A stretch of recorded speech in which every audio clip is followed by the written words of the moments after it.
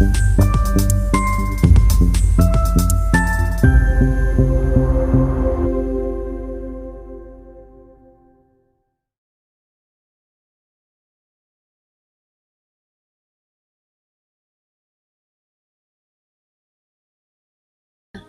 jangan kagetan ya, ini saya kasih tahu untuk teman-teman muslim atau yang teman-teman non-Kristen. Asal kalian tahu, kalau kalian punya Taurat, Allah itu sudah pernah dan sering berbagai cara menampakkan diri kepada manusia dengan menjadi manusia. Dia belum menunjukkan. Bukankah maha kuasanya itu tetek ibunya? Oke, sekarang saya tanya. Cebok aja nggak bisa kok. Sekarang saya Musa, Daud, itu caranya sama sampai ke Kristen. Kalau Anda mengatakan tidak seperti itu juga, maka saya pastikan Allah Anda bukan Allahnya Abraham, Ishak, dan Yakub. Atau Allah Anda ini Allah baru. Teman-temanku, Shalom, berjumpa lagi dalam YouTube channel Tanya Aja Pasti Ku Jawab. Berikut ini kita akan menyaksikan sebuah video diskusi agama antara apologet Kristen Agatha of Palermo bersama dengan Muslim. Nah, seperti apa diskusinya? Saksikan video ini dari awal hingga akhir dan semoga mendapatkan pencerahan ya. Halo, Sule. Buka Matius 7, 21-23. Kenapa itu, Bang? Bukan. Pada hari akhir, banyak yang berseru kepadaku, Tuhan, Tuhan. Lalu Yesus berkata, Aku tidak kenal kalian. Pergilah kalian ke neraka semua. Aku tidak kenal kalian, pembuat kejahatan. Aku tidak kenal kamu sekalian, pembuat kejahatan. Kalian yang mana ini? RT 6? Anda agama Islam? Itu pembuat kejahatan. Jadi Oten kalau yang suka berbuat jahat itu memang digituin sama kayak kalian. Ya? Jadi Yesus Itu dibahas dulu. Siapa? Kalian itu siapa? Yesus korban fitnah. Kalian itu pembuat kejahatan, Bang.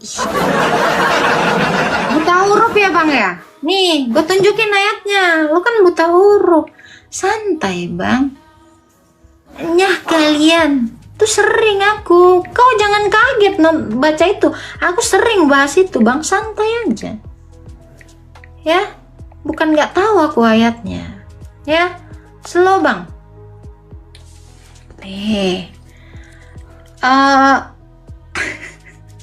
Aku pindah gara-gara kursiku jatuh. Rusak pula aku. Aduh. Nih ya. Nih, baca baik-baik, nggak usah aku jelasin. Bukan setiap orang yang berseru kepadaku Tuhan, Tuhan akan masuk ke dalam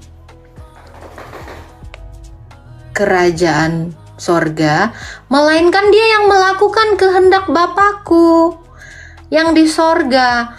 Pada hari terakhir banyak orang akan berseru kepadaku, Tuhan, Tuhan, bukankah kami bernubuat demi namamu, mengusir setan demi namamu? Tadi barusan saya usir setan ya.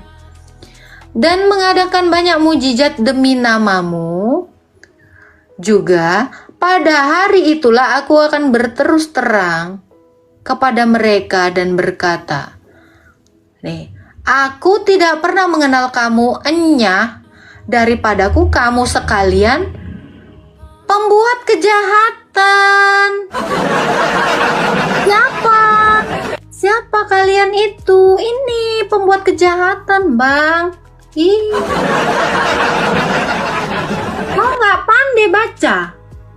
Siapa? Ini adalah Oten yang buat mujizat, ya, yang mengusir setan, tetapi dia bikin jahat. Nih, jadi Oten-Oten yang suka nilep uang ini dihardik. Oten-Oten ya, yang cabul, ini dihardik. Itu maksudnya. Bukan dikatakan nih. Makanya abang tuh pinter. Bukan setiap orang. Jadi setiap orang bilang Tuhan, Tuhan, itu belum tentu masuk surga, tetapi yang melakukan kehendak Bapakku. Bukan setiap orang yang manggil guru naik kelas 2 gitu, tetapi yang melakukan tugas itu yang naik kelas. Paham sampai sini ya? Ya, ini kita naikin. Anda udah paham nih. Kalau nggak paham lagi, saya nggak tahu ngomong sama batu apa sama manusia nih. Yang membuat kejahatan. Di situ nggak ada keterangannya, kecuali siapa? Pada hari akhir banyak yang berseru kepadaku, Tuhan, Tuhan. Nah, maka pada saat itu aku berterus terang mengatakan kepada mereka, nyahlah kalian. Sekalian Jadi, pembuat kata kejahatan. Yesus apa? Ini kan jelas, engkau sekalian pembuat kejahatan, ada kok dibuang. Ya, yang membuat kejahatan, yaitu yang mengatakan. Abangnya, kalau abang masih bersikeras, sekarang saya tanya Anda, apakah yang berseru Allah Tidak Akbar? Saya tanya, saya akan membalikkan. Mereka Apakah mengikut. setiap orang yang berseru Allahu Akbar yang masuk ke dalam surga?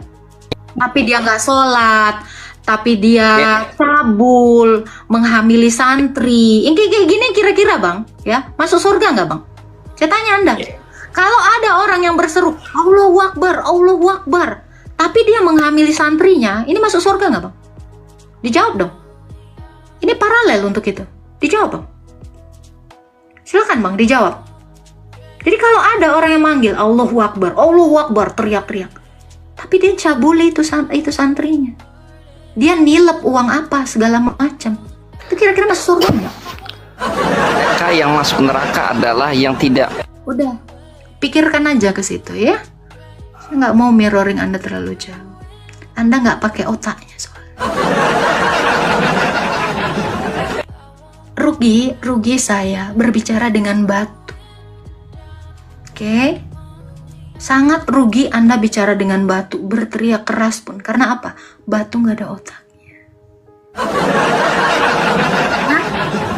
Pikirkan aja itu. Halo. Oh, Ya, Dedi. Silakan Pak Dedi. silakan apa ini? Silakan bertanya iman Kristen lah. Di sini nggak mungkin silakan kenalan dengan saya toh. Saya Muslim toh. Kenapa? Saya Muslim toh, bukan Kristen. Oh iya, terus ngirim permintaan naik mau ada apa Pak? Silakan. Temanya apa ini? Temanya tematik. Mm-mm. Ya, bebas sih Pak sebenarnya, tanya aja tentang iman Kristen. Kalau kalian penasaran tentang iman Kristen, nanti saya akan jawab tentang iman Kristen. Enggak sih, kalau saya Hmm.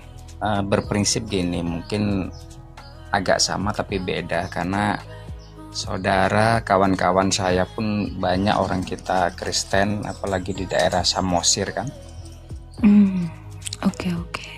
Jadi kalau saya pribadi menyikapi masalah Hindu, Buddha, Kristen, Islam itu sebetulnya sama saja, tinggal kita yang mengimani masing-masing.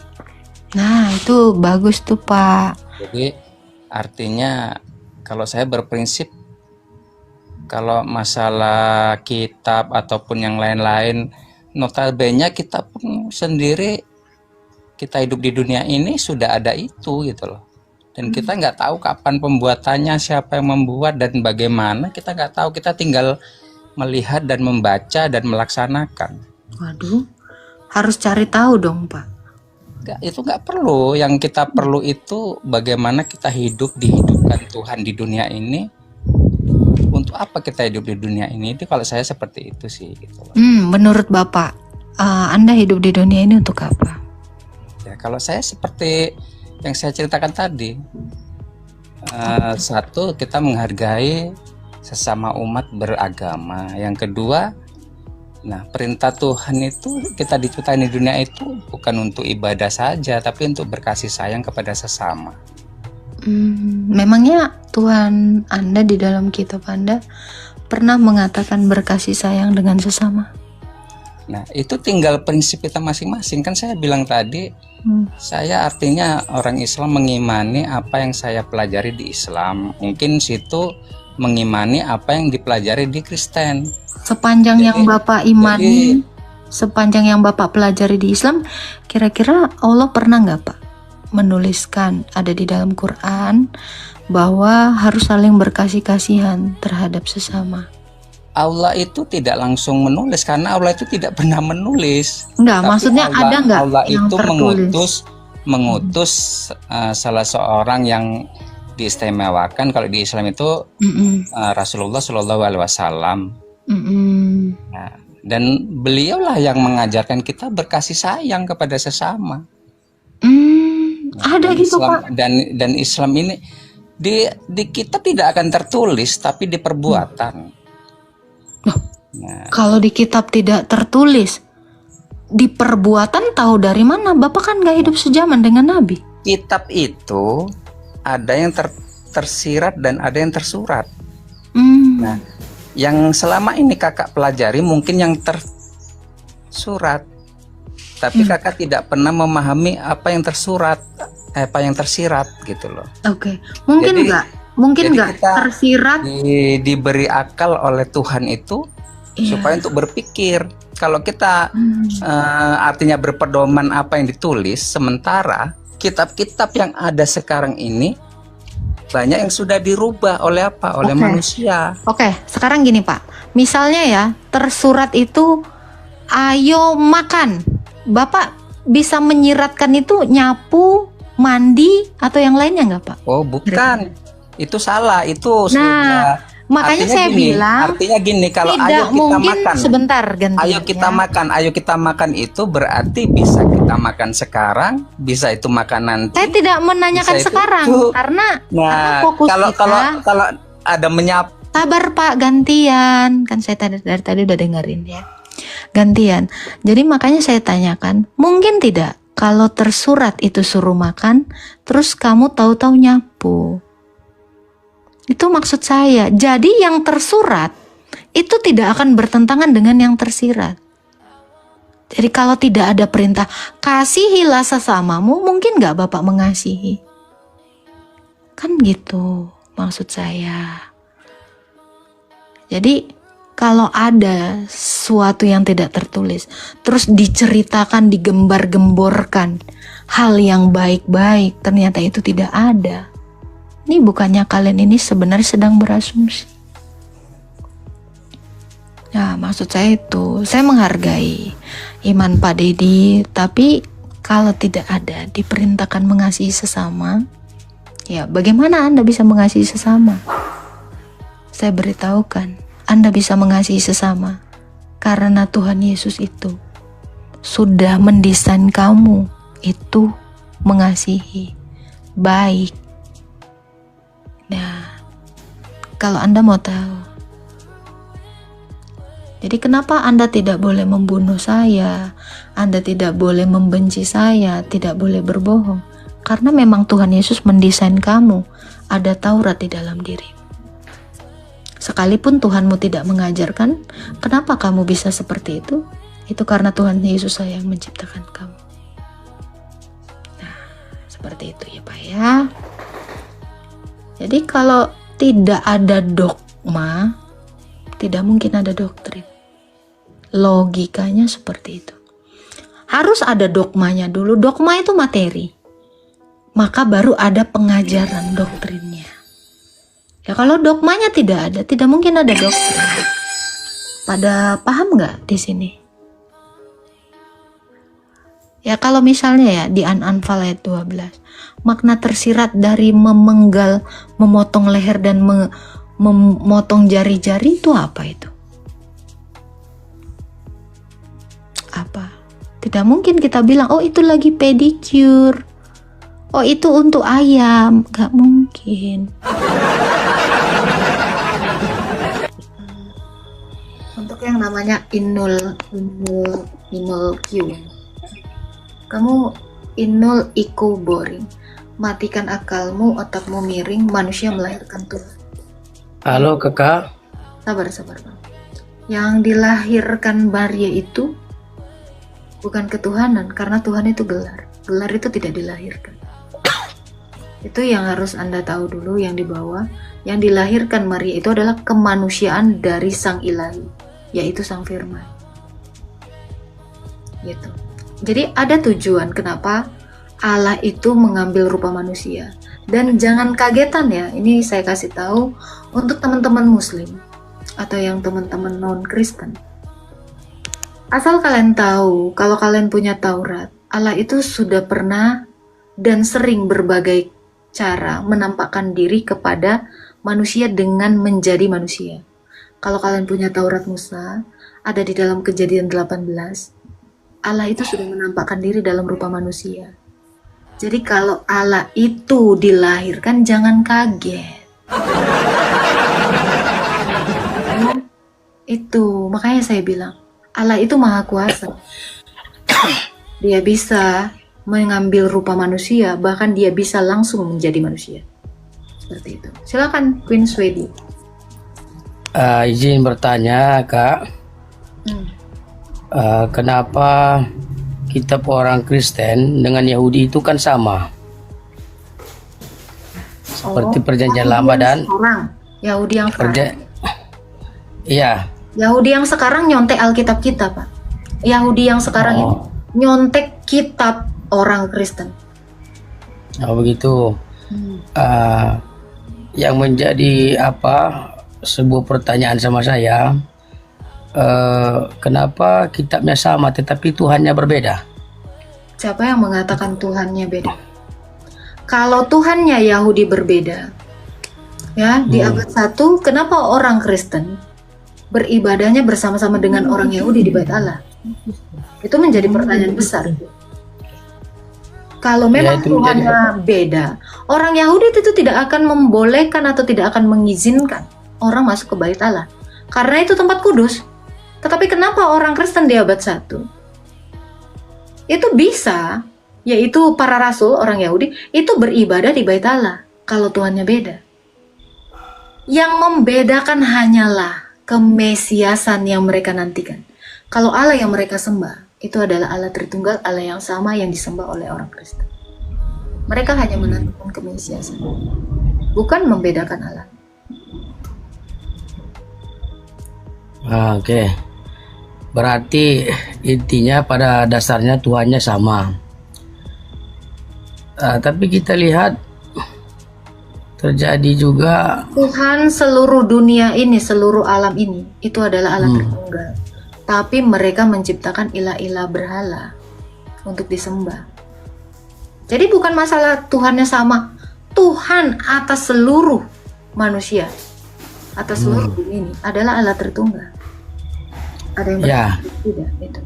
Mungkin ada perbedaan yang signifikan Allah Tritunggal dengan Allah Tunggal. Maksudnya kalau dalam konsep Islam kan kul huwallahu ahad, katakanlah Allah itu esa. Jadi makna Allah Tritunggal ini bagaimana maksudnya? Allah Tritunggal itu ya tunggal, kan udah dibilang 3 dalam 1. Makna dari Allah Tritunggal itu adalah Allah yang bukan tunggal seperti ini, mati. Tritunggal itu hidup karena dia punya firman, punya roh.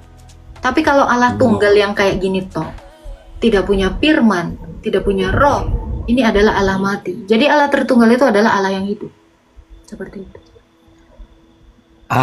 Kalau misalkan Allah yang hidup, berarti itu konsepnya sama dengan Al-Quran. Al-Quran kan ada apakah Allah dijelaskan memiliki roh di dalam dirinya? Tentu Allah itu tak memiliki roh, karena dia Kalau dia tidak memiliki roh, bagaimana dia memberikan roh? Dia yang menciptakan, bukan yang diciptakan. Jadi ada konsep yang menciptakan, ada konsep yang diciptakan.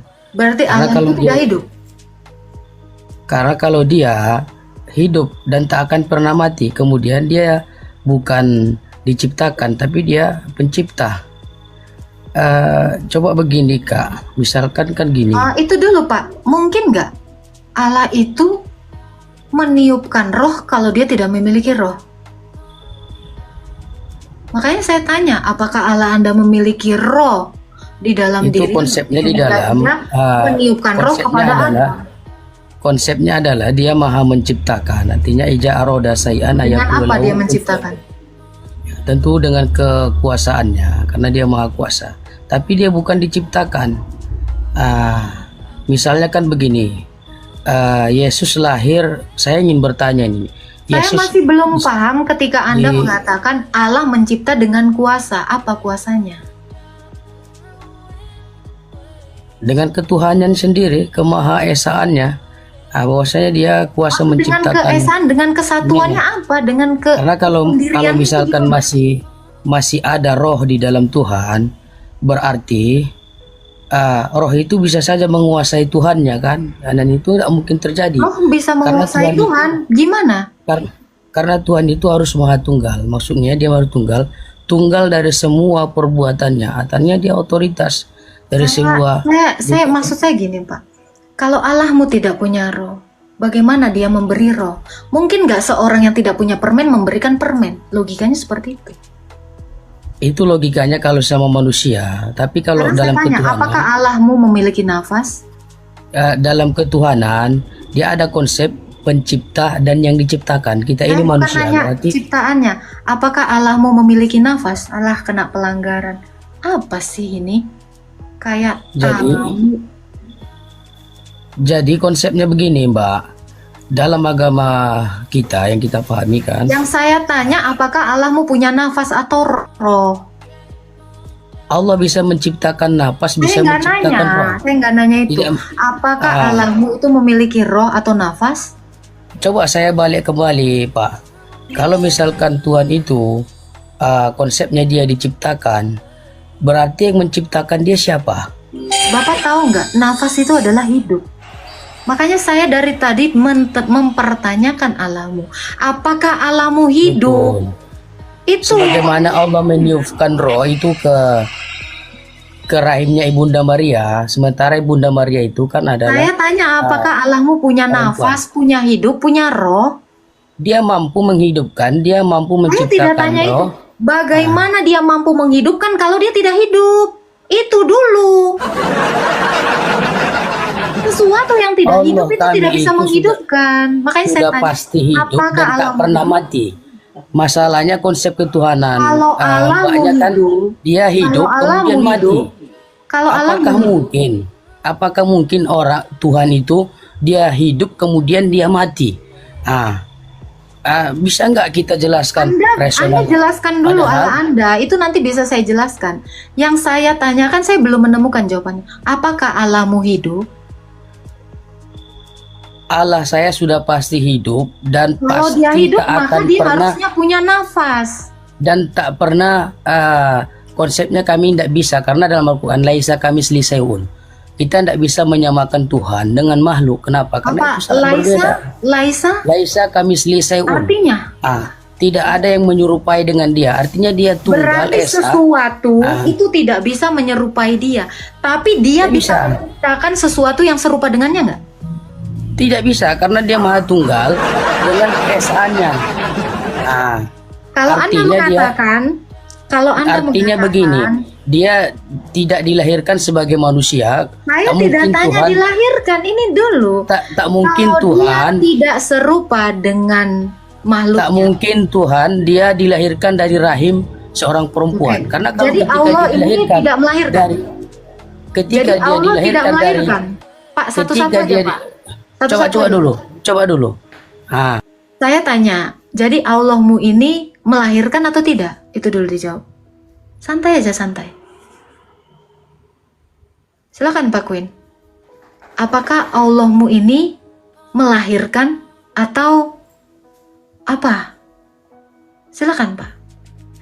Pak Queen dibuka mute-nya, saya udah pencet undang untuk buka mute-nya. Silakan Pak Queen. Halo, Pak Queen. Silakan, Pak Queen. Halo. Pak Queen bisa dengarkan saya? Pencet dulu, Pak. Pencet dulu. Ini saya undang Anda. Ini saya undang lagi ya. Buka, Pak. Pencet itunya, Pak. Itu udah saya undang. Halo, Pak Queen.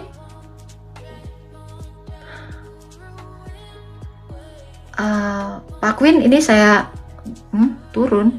Naik lagi Pak Queen. keluar dia. Keluar. Mungkin ini dia Ngomongin apa sih ngirim Pak Queen tuh? permintaan lagi. Pak Queen kirim permintaan lagi. Mungkin dia kesulitan ini. Namanya Queen, Bapak Ratu. Queen tapi lagi. Halo Karab Dapur. Apa ada yang mau Anda tanyakan? Ini. Ya, Yesus kan Maha Kuasa. Yang saya mau tanyakan, Maha Kuasanya Yesus pada waktu bayi itu apa, Karab Dapur? Dia tidak menunjukkan kemahakuasaannya sampai dia Garam dapur siapa? 30. Sampai dia 30 tahun. Iya. Maha Kuasanya Yesus pada waktu bayi itu apa, Dia Maha tidak Kuasanya? menunjukkan karena dia menjadi sama seperti anak-anak dari darah dan daging itu. Ibrani 2 ayat 14. Dia belum menunjukkan. Bukankah Maha Kuasanya itu tetek ibunya? Oke, sekarang saya tanya. Tepo aja nggak bisa kok. Sekarang saya tanya gini Pak, Maha Kuasa. kemahakuasaan Allah di abad Kalau ke-6 pada apa? waktu bayi, Gini Pak, ya sopan di sini. Saya tanya balik, kemahakuasaan Allah di abad ke-6 apa? Silakan jawab. Di masa Patro, di mana kemahakuasaan Allah? Apa bedanya? Dari abad 4, 5, 6, apa kemahakuasaan Allah? Terlalu receh pertanyaanmu itu, saya balikan. Dia nggak jelas tadi ngomongin apa tadi. Iya, entah kemana-mana otaknya. Langsung aja Mas, bertanya. saya mau belajar. Ada yang mengatakan kamu diselamatkan oleh karena kasih karunia, bukan karena perbuatan. Berarti perbuatan kita tidak bisa menyelamatkan. Pertanyaan saya, apakah perbuatan kita bisa menyelamatkan kita, bersama Tidak. kepada kita? Memang perbuatan itu tidak bisa menyelamatkan. Berarti Kalau keselamatan. Iya. Kalau perbuatan bisa menyelamatkan, untuk apa ada Tuhan? Untuk apa menyembah Tuhan? Jadi manusia itu selamat karena Tuhan. Seperti itu. Oke, masuk. Makasih Kak, udah itu aja Kak. Iya, Tuhan Makasih berkati. banyak. Bang. Iya. Ini perbuatan apa nih lo udah keluar? Saya tertarik ini karena tulisannya sih salam toleransi gitu kan. Silakan Pak. Cuman kalau boleh bertanya nih, barusan aja ada pernyataan dari teman kita di atas bahwa semua sudah diselamatkan, begitu ya? Atau kurang lebih begitulah kan? Karena ada juru penyelamat. Terus umat-umat yang berbuat dosa ini bagaimana nih? Ada yang mencuri, ada yang zina, ada yang segala macam. Bisa ditangkap kira-kira pertanyaannya kan? Enggak.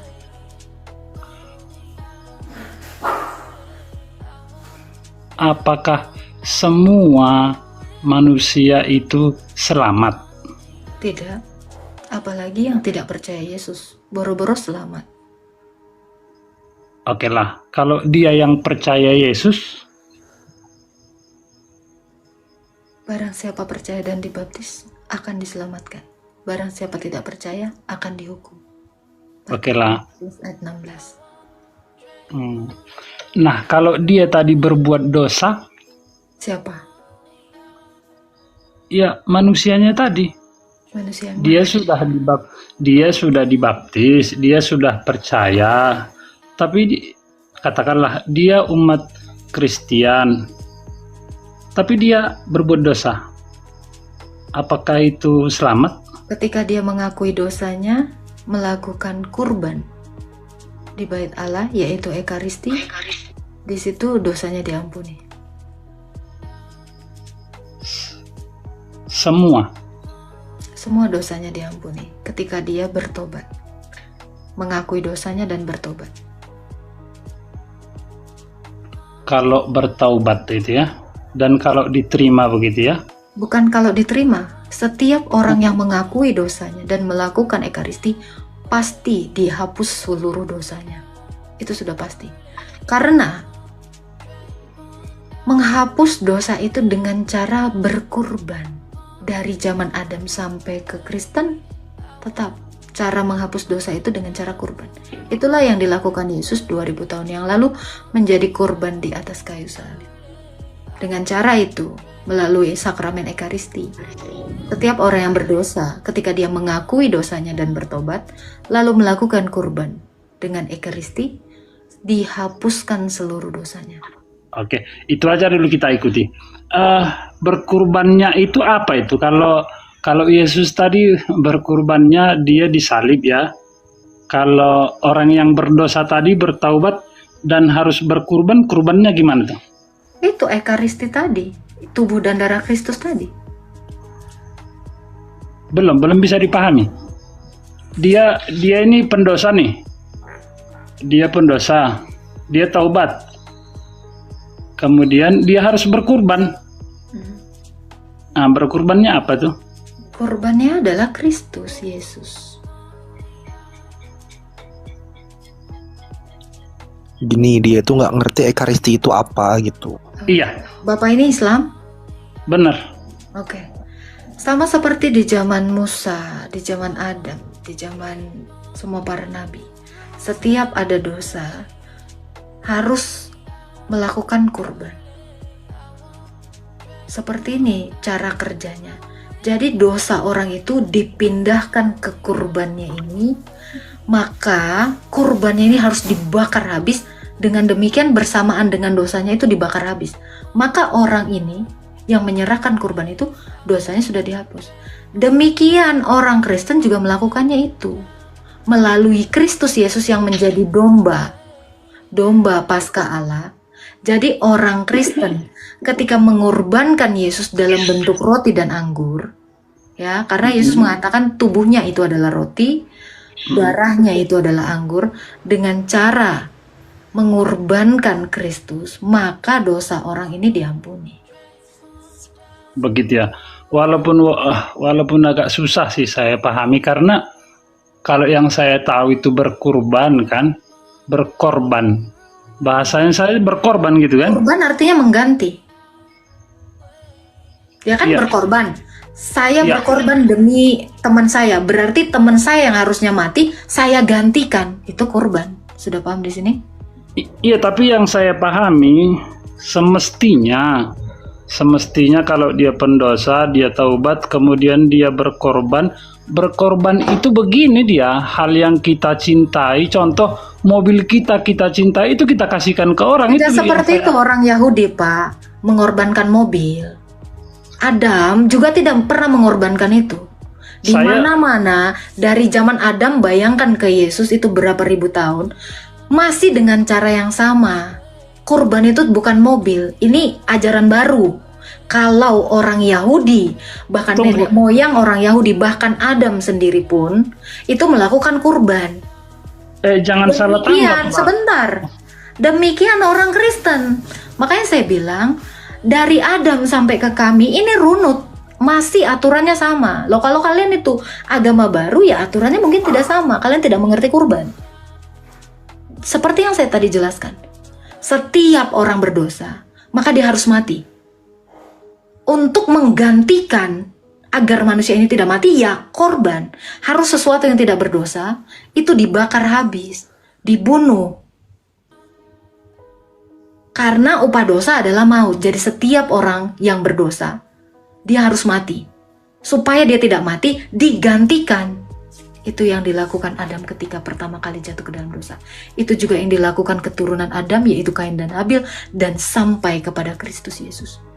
Inilah ibadah sejati orang Kristen yang tidak pernah berubah, karena Allah itu tidak pernah berubah. Nah, kalau orang Islam mungkin tidak tahu apa itu Taurat, apa itu kurban. Makanya kalian makan daging. Kalau kami tidak demikian. Seperti itu Pak Raf. Jadi kurban itu seperti itu. Makanya kan Yesus itu mati.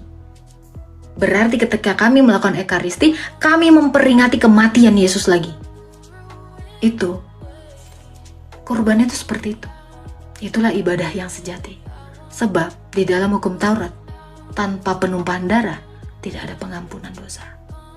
Mau kau bicara kayak apapun, tetap upah dosa adalah mati, maut. Jadi kalau kamu tidak mau mati, harus ada penggantimu. Siapa itu yang tidak berdosa? Makanya kenapa zaman dulu itu domba, karena domba tidak berdosa. Sapi, burung tekukur, itu hewan itu tidak berdosa. Dan itu tidak layak sebenarnya di hadapan Allah. Makanya Allah menggenapi seluruh kurban itu menjadi tubuh Kristus yang tidak berdosa. Seperti itu, Pak. Silakan Pak Raf. Itulah makna kurban. Karab, mendekatkan kembali. Harus dengan cara menumpahkan darah. Silakan Pak Raf. Iya, di dalam Islam juga kami ada istilah berkurban. Berkurban itu, kalau kami di dalam Islam, ada lembu saya kurbankan, begitu loh. Tadi bukan berarti saya bilang itu mobil, tapi saya karena bahasa umum tadi saya bilang berkorban jiwa, raga, bahkan harta gitu kan. Kalau berkorban jiwa raga berarti mati dong. Iya, saya mau memastikan dulu pengertian pengorbanan ini tadi, pengertian berkorban itu tadi. Adam, gak usah dulu Adam. Musa itu melakukan korban itu di Mesbah, di bait Allah. Dengan cara apa? Atau Allah tidak tahu tata cara kurban? Padahal Allahnya Musa memberitahukan di dalam kitab Imamat cara berkurban itu seperti apa. Harus ditumpahkan darahnya di atas mezbah dan daging serta lemaknya itu harus dibakar habis. Apa Allah lupa? Atau Allah sebenarnya tidak tahu? Harusnya kalau Anda adalah orang Islam yang mengaku mengutus Musa, harusnya Allah Anda tahu tata cara berkurban. Sama seperti di dalam kitab kami. Tata cara berkurban itu seperti apa sampai detik ini masih sama kami lakukan. Apakah Anda agama pelanjut atau agama baru? Atau sebenarnya Allahmu tidak mengenal Musa? Atau Musa tidak mengenal Allahmu? Yang mana? Sejak kapan Musa mengorbankan sapi, dibagi-bagikan, dimakan, direndam, disate? Kurban apa ini? Apakah Abraham mengorbankan juga dengan cara yang sama? Kalau Anda tahu Abraham juga menyembelih dengan cara apa? Membubuhkan darahnya itu di atas mezbah itu, lalu membakar habis seluruh daging dan lemak-lemaknya. Oke. Apa Allah kalian tahu cara ini? Oke, begitulah berkurban. Ya. Lalu kenapa kurban kalian tidak seperti itu yang saya lihat? Begitu, kita ulangi coba pertanyaan saya dari awal atau cerita dari awal tadi. Ketika seseorang itu berdosa, dia taubat, kemudian dia berkorban. Berkorbannya itu bagaimana? Apakah saya rasa dari tadi saya sudah menjelaskan cara berkorban itu. Dari zaman Adam, Abraham, Musa, sampai kepada Yesus dan kepada orang Kristen. Atau Anda tidak menyimak apapun?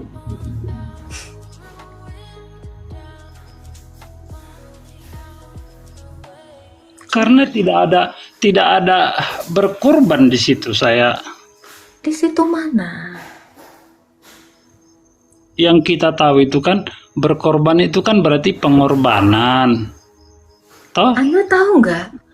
Namanya berkorban itu harusnya kamu yang mati digantikan sama orang lain. Jadi orang berkorban demi kamu. Anda saya rasa tidak mengerti definisi berkorban. Coba Anda cari tahu dulu sana definisi berkorban. Berkorban itu menggantikan, Pak. Tahu?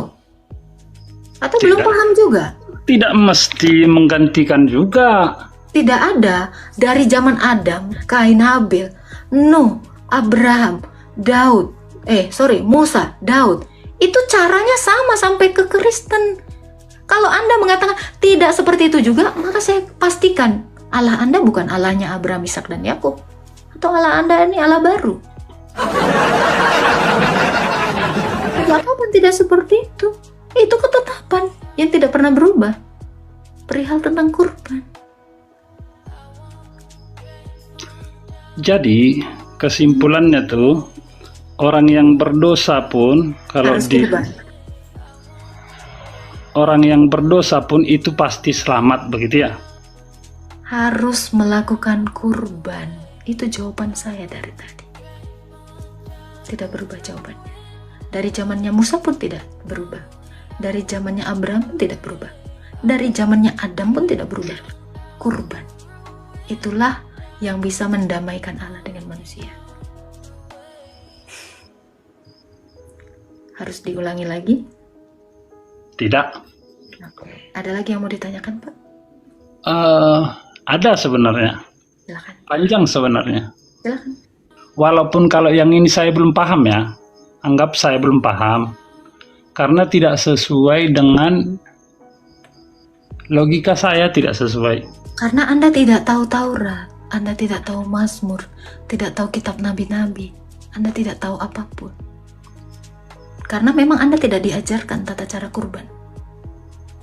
Karena di dalam kitab Ulangan dikatakan kurban itu tidak boleh diserahkan di sembarang tempat. Harus yang tempat kutunjuk. Itu ketetapan Allah kami dari zaman seluruh nabi. Makanya saya tanya, padahal ketetapan di dalam hukum Taurat Musa harus di tempat yang ditunjuk Allah, di bait Allah, di atas mezbah.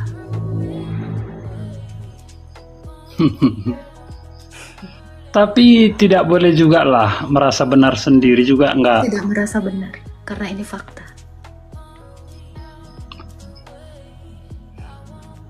Oke, saya anggap itu selesai. Yang berkorban itu tadi selesai dan tahu? saya tidak paham. Oke. Kalau Anda tidak paham, saya sudah 2 kali menerangkan. Iya, tapi sudah selesai. Saya tidak tahu kemampuan Anda dalam menangkap sesuatu atau Anda sebenarnya sedang terkejut. Saya ajukan pertanyaan lagi. Silakan. Nah, ini pun ketika nanti Mbak menjawab ini, saya nggak mesti harus paham loh. Kenapa? Kan keyakinan beda-beda. Kan nggak mesti paham dan nggak mesti yakin juga gitu kan? Paham bukan berarti yakin. Setidaknya orang yang punya otak mampu menangkap. Tidak, kalau kita bisa memahami, yakinlah Mbak itu. Kalau Mbak bisa memahami sesuatu agama itu, ya pasti Mbak ikut agama itu gitu. Sekarang saya tanya, cara kurban di dalam Quranmu memangnya ada? Dikasih tahu. Berkurban ada. Berkurban itu menumpahkan darah, menyembelih domba, menyembelih lembu, sapi. Tapi saya tadi lebih ke berbahasa Indonesia, berkorban begitu. Korban sama. Saya tidak memperdulikan apa diksinya. Itu juga bahasa yang begitu kurang tepat itu Mbak. Apalagi judulnya salam toleransi kan. Jadi hanya bertanya, jawab apakah saja. Tuhan? Anda tinggal menjawab. Kalau Anda tidak bisa menjawab tidak apa-apa. Gimana tadi pertanyaan? Oke. Apakah Allah memberitahu tata cara berkurban? Iya. Di mana? Ada dijelaskan itu bagaimana Nabi Ibrahim mengorbankan Nabi Ismail. Kemudian digantilah menjadi seekor domba atau kibas. Dan saya rasa nggak perlu diperpanjang ini, tapi begitulah. Pertanyaannya, ada nggak menjelaskan berkurban di dalam Islam? Ada, itu tadilah. Di mana? Bahwa Nabi Ibrahim itu. Surah berapa? Waduh, inilah saya bilang tadi kan, kalau saya ini awam. Baik, silakan bertanyalah. Saya dari tadi saya itu bingung sebenarnya mau memahami tentang konsep Trinitas ini. Tapi sekali lagi, karena ini kan salam toleransi. Jadi Trinitas, apakah ini bisa saya sama-samakan, begitulah, dalam tanda kutip ya. Jadi begini Islam kan Allah Maha Esa. Allah Maha Esa. Maksudnya ada Tuhan, namanya Allah, gitu. Kemudian ada malaikat pembawa wahyu. Ada Tuhan Allah, ada malaikat Jibril pembawa wahyu, dan ada Nabi Muhammad selaku utusan untuk manusia. Oke, ini kan 3 juga nih. 3 apa kita bilang? 3 komponennya. Terserah Anda, itu kan konsep Anda. Silakan. Apakah ini bisa disamakan dengan Trinitas itu? Itu pertanyaannya. Tidak, karena Allah tidak setara dengan manusia. Allah tidak setara dengan malaikat. Kalau Anda menarasikan seperti yang Anda sebutkan, Allah, Muhammad, dan Jibril, itu bukan Tritunggal. Karena Tritunggal itu adalah satu Allah. Oke, pertanyaan. Ganti-gantian aja ngomong. Saya belum selesai. Tritunggal itu adalah satu Allah, yang dia memiliki firman, dan dia memiliki roh. Itulah yang disebut Bapa di dalam firman, firman di dalam roh, dan roh di dalam Bapa. Itu Tritunggal. Jadi, baik firman, roh, dan sang Bapa itu adalah Allah yang satu. Samakah dengan Muhammad? Samakah dengan Jibril? Samakah dengan Allah? Tentu tidak. Karena duanya ciptaan, satunya pencipta. Tetapi Tritunggal adalah pencipta. Jadi Yesus dalam hakikat ilahinya, yaitu firman, dia adalah sang pencipta. Roh Kudus itu adalah sang pencipta bersama-sama dengan sang Bapa.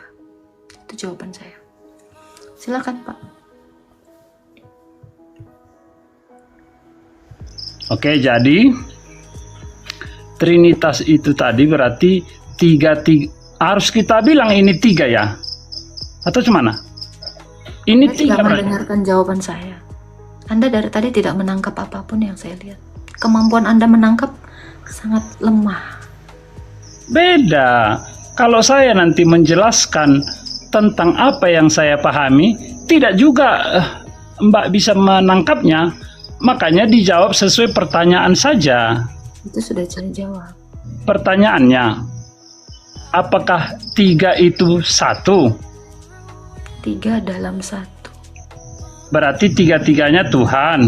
3 dalam 1. Anda tahu 3 dalam 1? Sama seperti roh saya. Enggak, maksudnya gini loh. Nih, Anda kayaknya seperti anak bayi yang perlu analogi ya. Saya kasih tahu. 3 dalam 1 itu seperti roh saya, seperti suara saya, dan tubuh saya. Ini 3 yang berbeda, namun 1. Anda lihat saya 1? Karena badan saya di dalam roh saya di dalam badan saya, suara saya di dalam badan saya, dan di dalam nafas saya. Ini yang namanya Tritunggal. 3 dalam 1. 3 keberadaan dalam satu hakikat. Saya hakikat manusia, sang Bapa itu adalah Allah, firman-Nya itu Allah, rohnya Allah, sudah pasti Allah. Saya terlalu pelan, Anda tidak menangkap. Saya rasa Anda butuh spingomielin lebih banyak, supaya saraf Anda agak terhubung dan cepat menangkap. Atau Anda boleh minum minyak ikan. Puji Tuhan, kita sudah bersama-sama menyaksikan dan mendengarkan diskusi lintas agama bersama dengan apologet Kristen, Agatha, dan Muslim. Dari diskusi ini dengan baik Agatha menjelaskan bahwa Di dalam perjanjian lama melalui Abraham, Ishak dan Yakub, Allah sudah berulang kali menyatakan dirinya dalam bentuk rupa manusia, sehingga tidak mengherankan bagi setiap orang percaya, orang Kristen jika mendengar di mana firman menjadi manusia di dalam perjanjian baru. Oleh karena itu teman-teman, jika ada kepercayaan yang menyatakan bahwa Allah yang disembah tidak sama dengan Allah yang telah disampaikan di dalam perjanjian lama ataupun yang telah diserukan oleh para nabi, maka hal itu kemungkinan besar adalah agama yang baru ataupun Allah yang baru. Jadi mari setiap kita untuk terus mempelajari firman Tuhan, baik dari perjanjian lama maupun perjanjian baru, agar pemahaman pengertian kita membuat kita teguh, semakin kuat dalam iman, makin mengasihi Tuhan, dan semakin siap untuk menjadi saksinya. Tuhan Yesus memberkati.